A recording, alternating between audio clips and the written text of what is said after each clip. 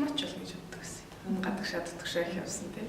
Гадаад харилцааны чиглэл юм болно гэж боддог байсан. Яг тэр чиглэлээр бас их сургуулийг төгссөн байна. Гадаад харилцааны менежер, англи орчуулагч гэсэн хос мэргэжлэр би Өмнөд ухааны их сургуулийг төгссөн. Тэгээд англи орчуулагчийн дадлага Монголын Үндэсний олон нийтийн телевизийн Today буюу гадаад мэдээний албанд орчуулга хийгээд тэгээд 14 хоног ажиллаж байсан. Тэгээд л анх телевиз гэсэн одоо айлтай танилцаад тэгээд татагдаад ер нь 3 дугаар курсээс хойш л ер нь телевизд ордог гэсэн бодолтой урвцсан юм байсан. Тэгээд өсөө шууд диплом барьж чичээл телевизд орж илаа. Тэгээд яг одоо энэ чиглэлээр ажиллаж байгаа учраас энэ чиглэлээр мэргэжил дэвшлүүлэх ёстой гэсэн үгнээс сэтгүүл зүйн магистр хамгаалсан байна.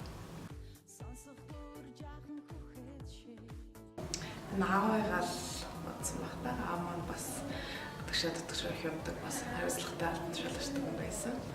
Манай 2 настай хаад бол одоо онгоцны аслаар өнгөрсөн байгаа.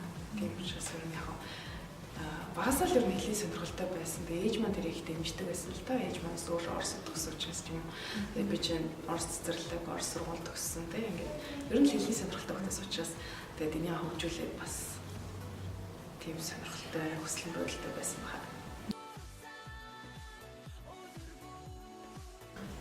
Мэргэжил сонголтын дээр зүгээр ингэж л хэлмээр байл да. Ер нь одоо нэг хүмүүс диплом бол хэрэггүй болчихорна, цаасалчурна гэж их ярьдаг шүү дээ. Яг үүн дээр юу байна гэхээр хүмүүс өөрийгөө олоогүй байх үедээ мэргэжлээ сонгох шаардлага тулгардаг юм шиг. Тийм үед сонгочхоор тэр үндсэн 4 жил хэрэггүй болоод шал өөр мэргэжлээр ажиллаж явчихдаг шүү дээ. Тэгэхээр яг хүн эхлээд 10 жил байгаа үедээ өөрийгөө л их олох хэрэгтэй юм шиг. Би хин бэ? Би юу дуртай вэ? Би юу хийхийг хүсэж байгаа вэ? Чин сэтгэлээс хүсэж байгаа юм аа? Өөрийн гэсэн мэргэжил, өөрийн гэсэн ажлаа олох хэрэгтэй юм шиг. Ер нь өөрийнхөө хүсэл мөрөөдлөөр ажиллаж байгаа хүн л амжилт гаргадаг баг. Тэрнээс хин албан шаардлага юм уу? Ямар нэгэн хүчээр хийж байгаа одоо хүний гараас нь ажил сайн гарахгүй шүү дээ. Тийм учраас ер нь би хин бэ? Хэн болох вэ?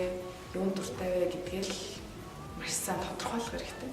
Тэгээд мэргэжлээ сонгох хэрэгтэй.